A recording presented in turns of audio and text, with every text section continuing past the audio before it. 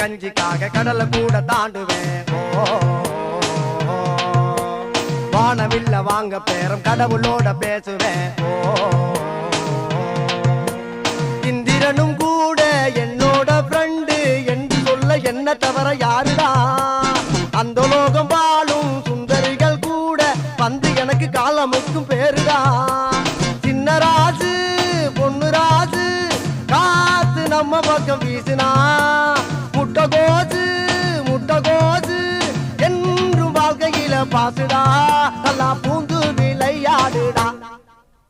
எட்டனா இருந்தா எட்டூரு கெம்பாட்டு கேக்கும். பத்தனா இருந்தா பத்தூரும் எம்பாட்ட பாடும்.